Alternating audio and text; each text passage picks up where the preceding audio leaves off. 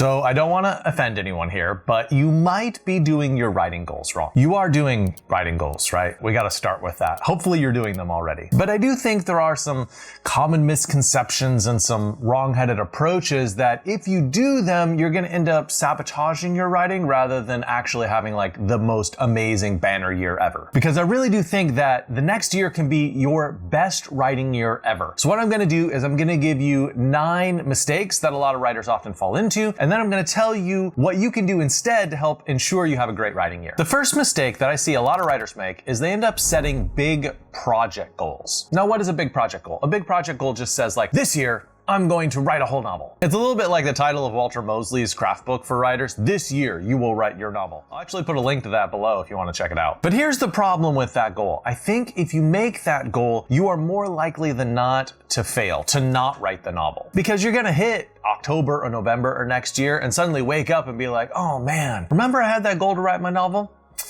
I never really did it. Bummer, man. And this is just due to human psychology. It's really hard to just decide like, I'm gonna do this big gigantic goal, but you don't know what to do. What are the first steps? Like, what are the steps to get there? So instead of that gigantic goal, instead concentrate on the daily goals. What are you gonna do today? What are you gonna do tomorrow? Instead, just focus on the little baby steps. How many words are you gonna write today? How many words are you gonna write tomorrow? If you make tiny little goals like that, then you can fail for one day and it's no big deal, right? You can just make it up the next day. And hitting enough of those little baby goals along the way are gonna get you to completing the big goal. The second mistake that I see a lot of writers make when they're doing writing goals is that they use pure numbers. Now, it's not bad to be like, every single day I wanna write 2,000 words. Actually, 2,000 words is a bit much. If you can actually pull off 2,000 words a day, like kudos to you. That is pretty epic for the long term, right? I mean, you can do 2,000 words for like a week, but like for 2 months, it is incredibly difficult. But my point is, creativity is not linear. Like sometimes you need to take a day and do a little bit of revision, in which case, like, how do you measure minus 1,000 words? Like that doesn't seem like progress, but it is progress. And sometimes if you're writing a really pivotal scene, yeah, maybe it's only 3,000 words, but it's so important to get it just right. And maybe you write it and then delete it and then write it and then delete it. Okay, but the goal is to get an actually great scene. That's the goal. And that goal might take 4 hours or it might take a week. So if word counts aren't working for you as a motivation, it might be better to do something like hours. Like I devote 1 hour of time a day to write on my project. Sometimes you get 0 words in that hour. And then sometimes you get 3,000 words in that hour. I mean, it just depends how that hour goes, but you are sitting in the seat, putting in the time, and something good will happen. And if you want a little bit more advice about how to use numbers as like a motivational technique in your writing habits, check out my course, Master Your Writing Time. It's in the Book Fox Academy. It's a little pro tip right there. Third mistake that writers make when making goals is they forget about their invisible work. So I know that you need to brainstorm ideas for your novel, but it's not easy to feel like that's part of the writing process or to feel like you've accomplished something when you do that. For instance, if you go walking, it doesn't seem like that's writing time. Like it doesn't feel like you're being productive, but maybe a walk is just what you need in order to like free up the mind space to be able to come up with great ideas for your book. Another goal would be research time. Not a lot of authors, when they're setting their writing goals for the year, say, I want to spend 30 hours researching the world of my novel. But a lot of the time, that research time is essential to your book, especially if you're writing a historical book or a sci-fi book where there's a lot of science. Character development often can feel unproductive because you're not actually getting words down on the page. Same thing for plotting sessions. Still,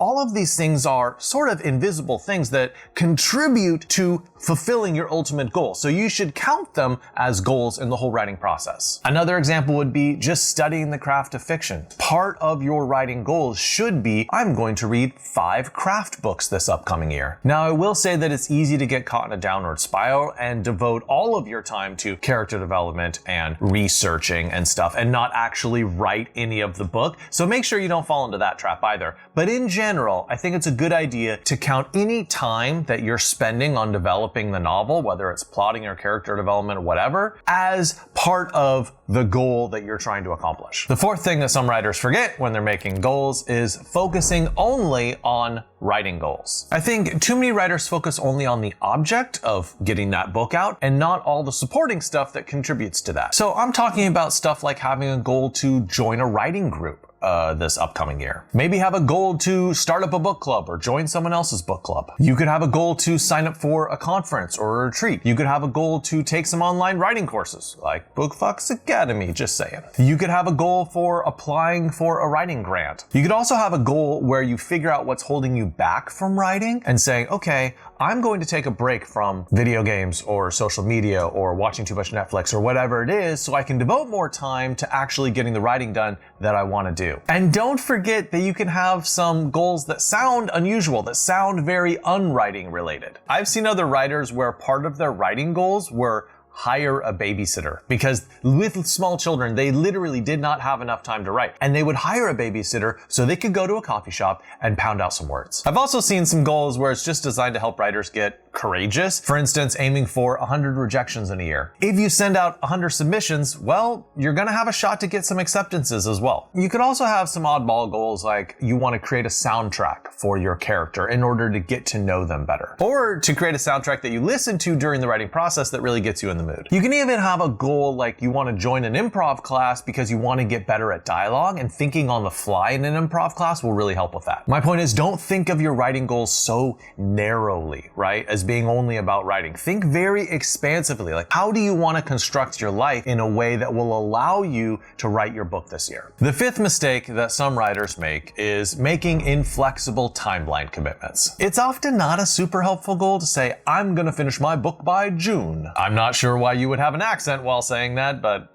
whatever. I think a timeline like this, it could help you if it motivates you, but I think a lot of the time that you don't make it, you feel like an absolute loser and it sort of peters out and you just lose focus on the book. I think setting a timeline ignores the fact that sometimes you come up with a new character or a new plot twist, or the story evolves into something bigger than you expected it to be. Once again, rather than setting goals that focus on some far off point in the future, like I'm gonna finish this in 6 months, focus on today. Focus on tomorrow. Make daily goals, small, tiny little daily goals that you can accomplish and feel good about. And if you complete enough of those daily goals, the big thing will happen. A sixth mistake some writers make when doing their goals is they copy other writers' methods blindly. You know, one of the most common questions that writers get when they're out at some event, someone in the audience pokes up their hand and is like, what are your writing habits? Or when do you write? Or what sort of desk do you write on? Or what sort of pencil do you write with? And all these kind of naive questions about habits and stuff come from the belief that they think if they just know this professional author's routine, that they'll be able to mimic that and become a professional writer themselves. But look, just find out what works for you, right? It might be morning writing, it might be night writing, it might be afternoon writing, it might be writing in the middle of the night writing. It might be being a pantser, it might be being a plotter, it might be linear writing versus jumping around from scene to scene to scene. I think a better approach is to track your own habits over a period of a couple weeks or even a couple of months and see what works best for you. When do you work best? When do you create your best work? And then create goals around that time period. For instance, you could create a goal that every single morning at 6 a.m. you're going to write. You're going to write from 6 a.m. to 7 a.m. You guys have probably heard of Mary Higgins Clark. She is one of the greatest suspense writers ever. And after her husband died and she was widowed, she was left with 5 kids to care for. And she decided, oh, I want to try my hand at writing books. As a single parent of 5 children, how in the world do you find time to write? Well, she made a habit of writing every single day from 5 a.m. to 7 a.m. And then in terms of sales, she went on to have one of the most successful writing careers in American history. A seventh mistake some writers make is that they set too many simultaneous goals. Look,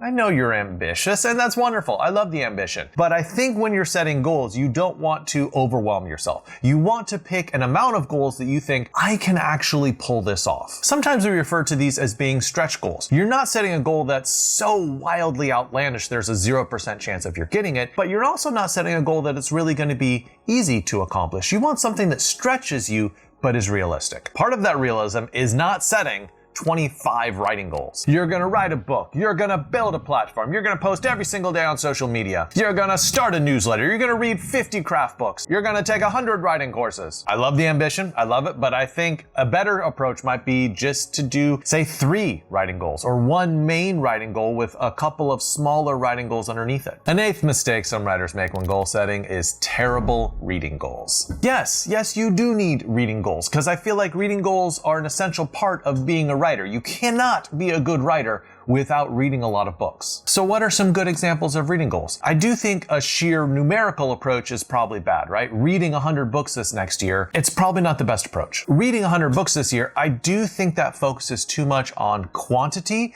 and not enough on actually learning from what you're reading. A nice daily goal would be to read 1 hour a day, but you also don't want this goal to start feeling like homework. You could have a goal like finish 1 book a week. I don't want you to feel like a loser if you start to fall behind and you can't catch up. And then some people come up with really lofty goals like, oh, I'm gonna read 10 classic novels this year. I think that is aspirational rather than strategic. Maybe those classics aren't the books which are gonna help you become the better writer. You don't wanna make goals of what you should do rather than coming up with stuff that's gonna help you in terms of craft development. So what are some better reading goals for writers? For starters, you should try to be more specific in your reading goals. For instance, saying, I am going to read this one particular author and really study how they work on dialogue. Write down lines of dialogue, my favorite lines of dialogue that they use, and then sort of look at that as a blueprint for how I can write better dialogue. Or maybe what you want to do is break down a single novel and really study how the plot works, what is the outline, what is the structure of that book. Another good reading goal would be just to try to read slower. For instance, say 1 time a quarter, I am going to reread a book that I've read before, because I feel like rereading gets you to a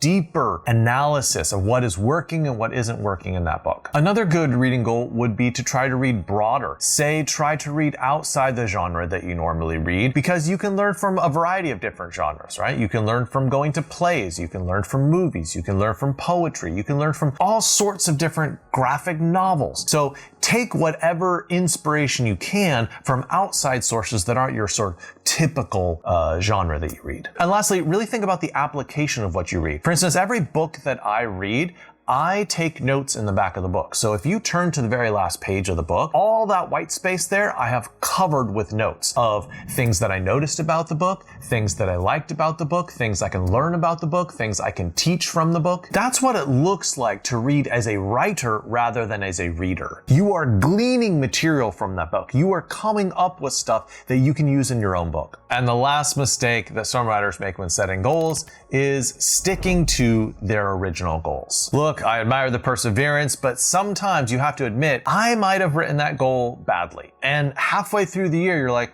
I am going to recalibrate, right? So try to be flexible in your goal setting and change goals as you go along. So what are some healthier ways to approach goals? One, you have to write them down, right? A goal isn't a goal unless you have a list somewhere of the goals. And that will allow you to be flexible and change them if necessary. And cross off that last one and rewrite it halfway through the year if it's not working for you. My recommendation also would be to check your goals once a month. Once a month, you should revisit them and say, what was I thinking at the beginning of the year? Was I crazy? Maybe, I don't know, but you have to revisit it and say, okay, how am I doing on these? What is the progress I've made over this last month? It is essential as well that you get some sort of accountability. You need some kind of friend in your life. They don't have to be a writer, where you tell them, okay, this is what I'm going to do this year. Can you hold me accountable? Ask me in a month or 2 or 6 months, hey, how's that goal coming? And you know that there's going to be pressure if that friend's going to ask you, so you're more likely to stick with those goals. And lastly, I'd love to hear what your top writing goal is for the next year. Please leave it in the comments so other people can be inspired by you and so I can see all the good work that you guys are doing.